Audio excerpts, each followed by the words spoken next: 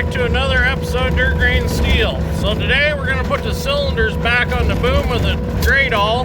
But first things first, we got to get some corn for the corn burner in Mom and Dad's house. So we're going to run back here to my seed tender, get some corn out of it, put it in our specialized tow tank with rollers on it, and take it back up and set it back in the garage so Dad can scoop corn out of it.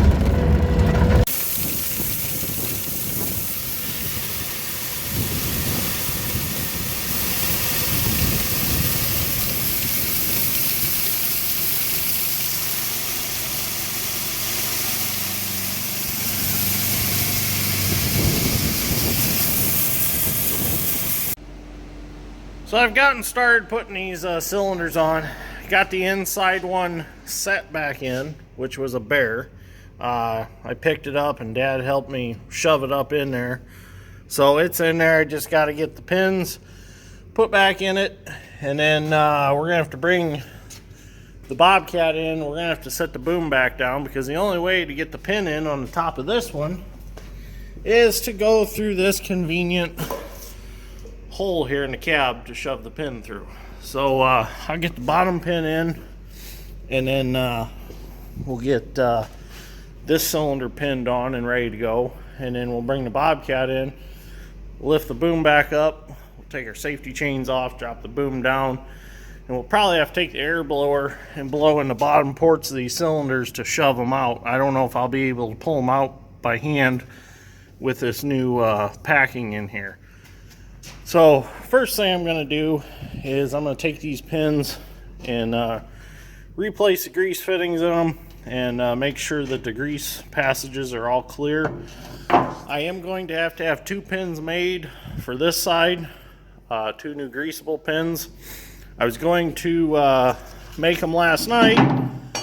I got 2 of these red top hitch pins that work really good for making pins out of, and I took it home. I cut it off the right length. Well, I was going to drill through the center on my lathe and then drill through the side to make the grease passage, and then drill and tap the end for a grease fitting. Well, I don't have any drill bits long enough to drill halfway to the point where I need to drill.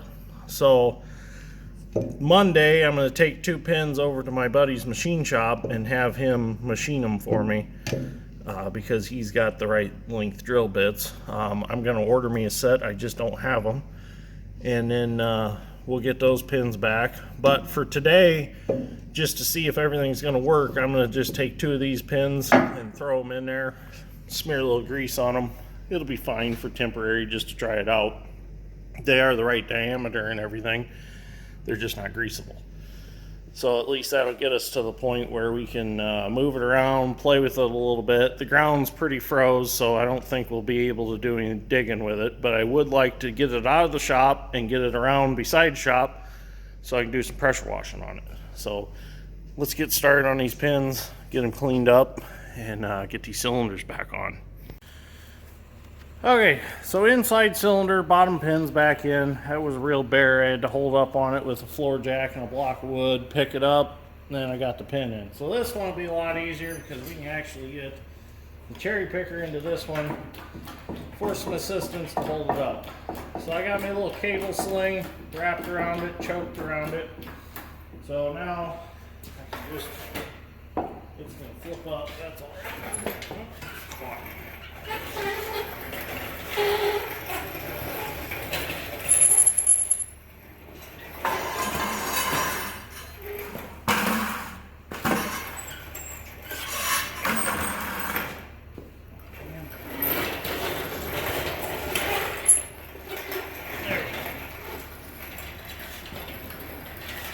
Need a little less crap in this shop. Not weight to add on to the back part of the building to make more room. Okay, so we got a pin, got a bushing. I'm gonna have to do a little bushing work to this later.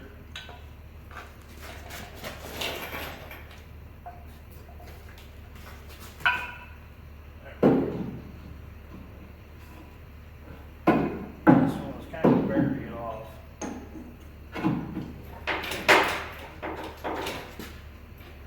A little bit of a better to put back on too.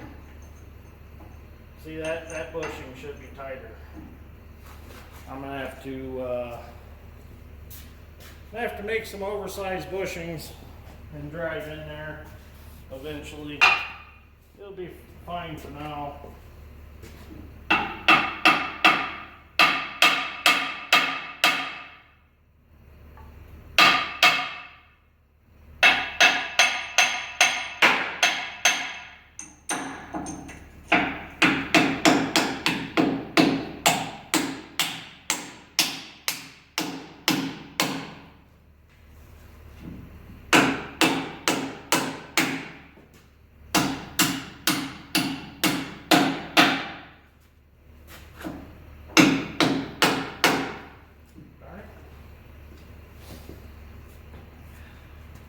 Flashlight's probably dead as usual. Yep. Dead. Oh, I see.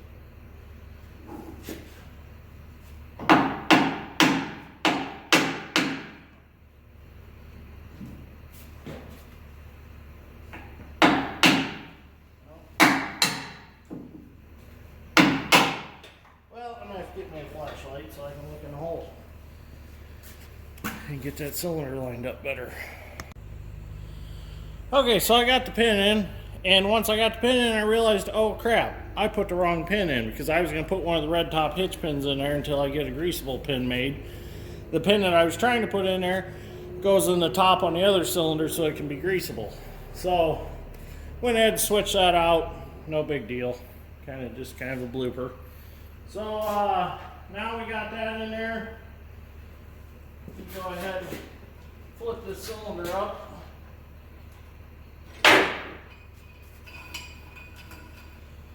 So we're going to flip this cylinder up, and we're going to go over to the neighbors and move overseas container for them that they got for storage while they were building their house. If anybody's been following my channel, I called it the Bartoli Homestead. The neighbors, Danny and Shanny, I went to school with them, and we've been friends for years. Well, they built a new home for them and the kids, and we done all their excavating work. Well, they got an overseas container to store stuff in while they were in the build process. Well, now we're going to take the 4955 over there, and we're going to drag it around to the side of the woods so it's not right there when you pull up to the house. So I'm going to start another video on that. We'll do that kind of separate from this one, so be watching for that video also. So I'm going to go do that now, and then we'll come back and we will finish putting these cylinders back on. Well, while we wait for Danny to call to have us come over, I thought that we were just going over there at 10, but he said that her dad said he was going to call him when he was ready for us. So while I wait on him, I'm going to put the battery hold downs that Dad Strength beautifully restored, cleaned them up, repainted them, and made me 2 of the missing hold down rods for them. So I'm going to put them on real quick. They just go right over the top of the battery like so. He done a nice job on these. And then we can put the fiberglass cover over them that usually is missing on these, but I have it out in the building. So we'll get that fiberglass cover and we'll set that back over them, and then they will be covered up from the weather. So I'm going to get these hold downs on, get the cables back on, and then we'll be done.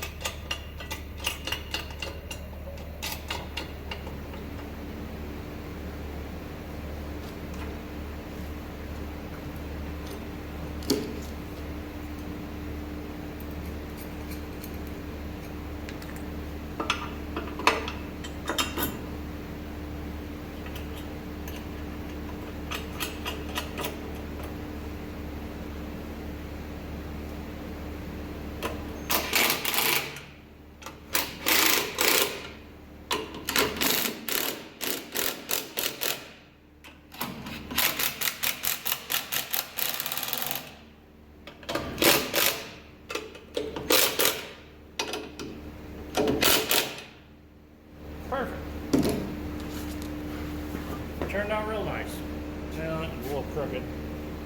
That's okay. Those will keep the batteries from flying out if there's ever a situation where you come down over a log and you tip real hard, or come over a pile of dirt or something like that. They'll keep them nice and safe in there so they can't move around. I'm going to take the air blower and push these cylinders out and just put the pins in them in the position that it is now. I don't think I need to pick it up with the Bobcat and set it back down. The only reason I got to do is just to get the cotter pin out of the one on the other side.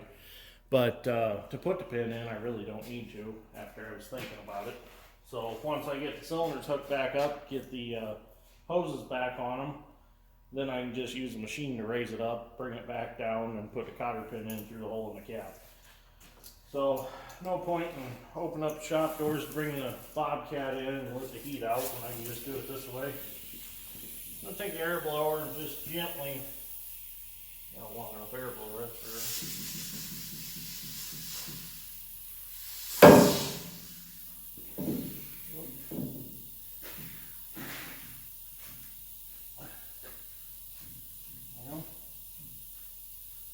slid in a little easier than I thought it was going to. That's how it'd stay out. Dad, where are you at? Right here. Come put some air in this.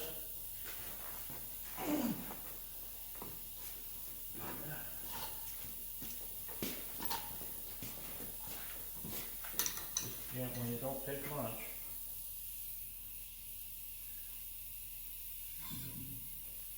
Keep going, keep going, keep going. One more finger. One more, a little more.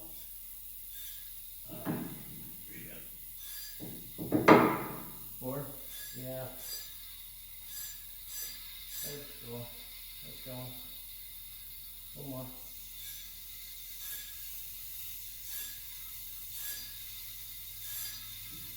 A lot of air in there, buddy. Might have to get a bar and try that up.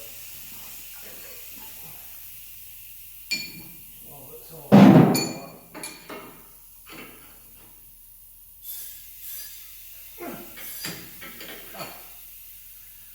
Okay.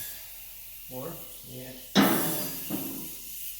Just leave it. It should stay in there, wedged in there. Want to let it off? Yeah, let it off. See what it does. Probably have to get one of them 4-foot pry bars. I'll have to pry it up in there. I don't know why it's going in there so stiff. It came out nice.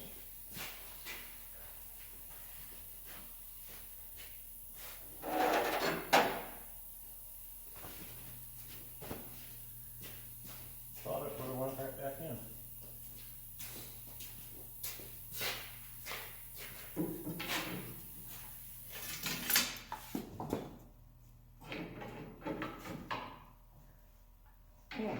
Is that ram turned around to what it was?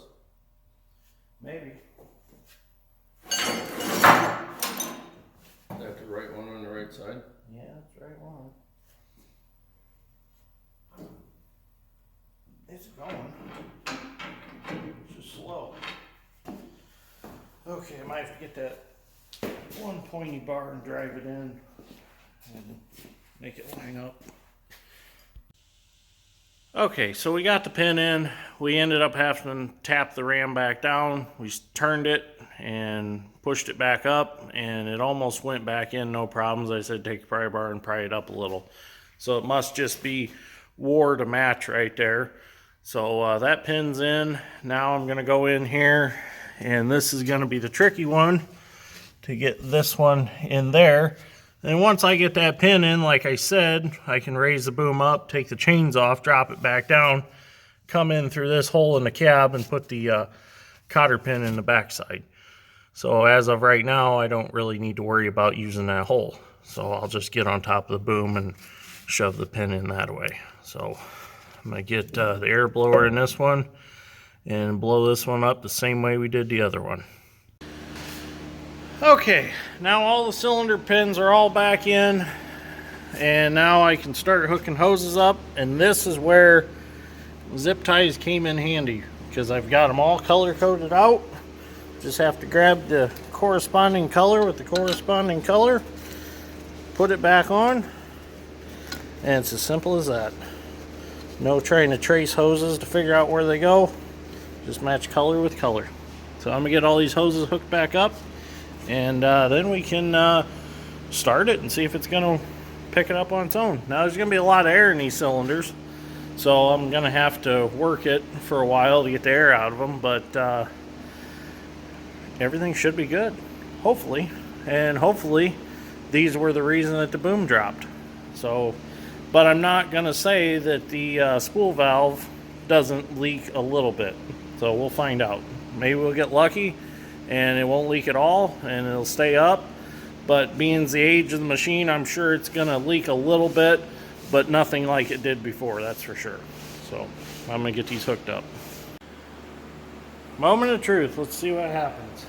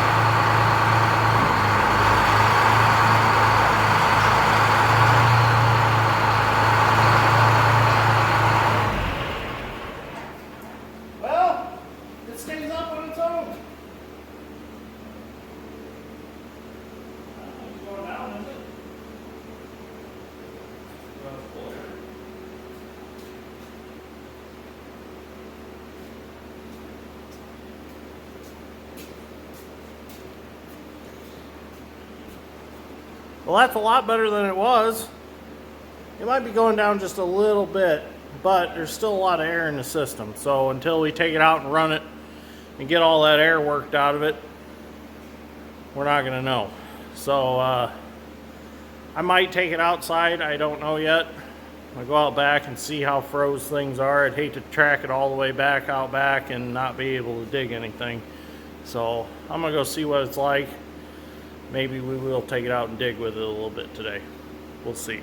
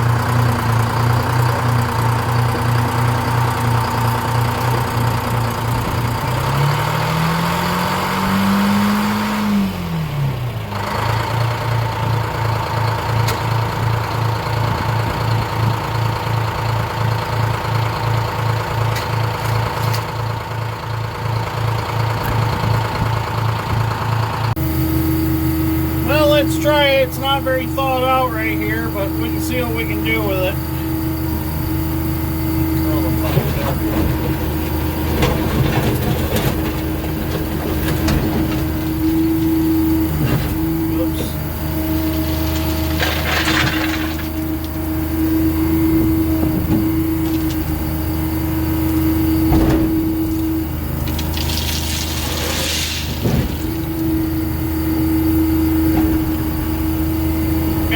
I gotta swing with my feet and curl a bucket with my feet. That makes it a little more interesting.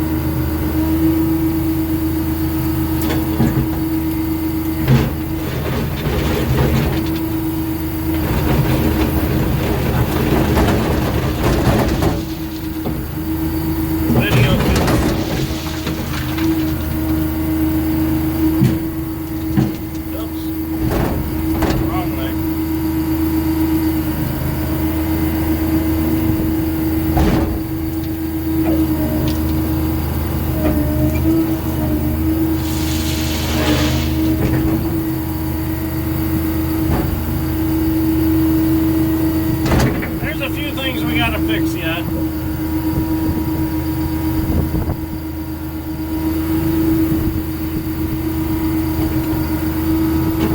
gonna take me a little bit to get the hang of it.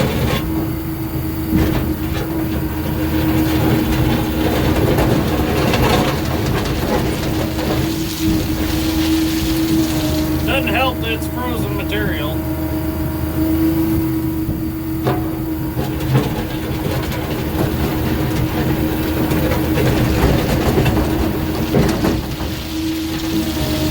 But for it being frozen, it's peeling through it. I'm impressed with it. It's got plenty of power.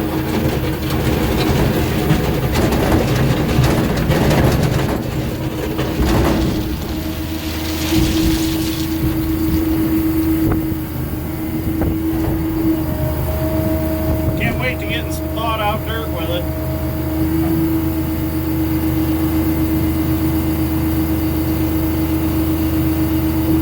All the way out.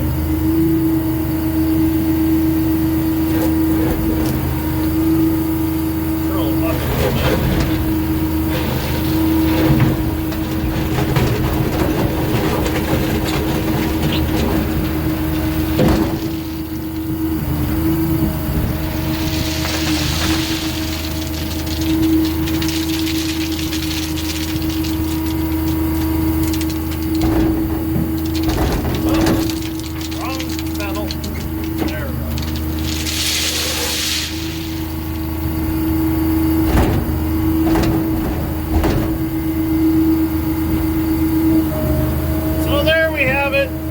Gradall's running, it is functioning. Got a lot to learn, I guess.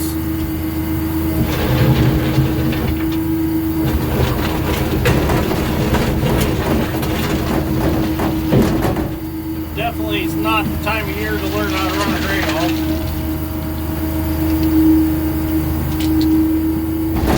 It'll eventually come to me. Okay, I'm gonna head back to the shop.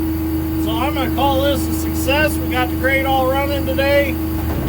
Got it out, done a little digging. I apologize for not having thawed out material, but there ain't nothing I can do about that. So anyways, if you like this episode of Dirt Green Steel, give me a like and subscribe. Greatly appreciate it. Thanks for watching, and I will see you all in the next one.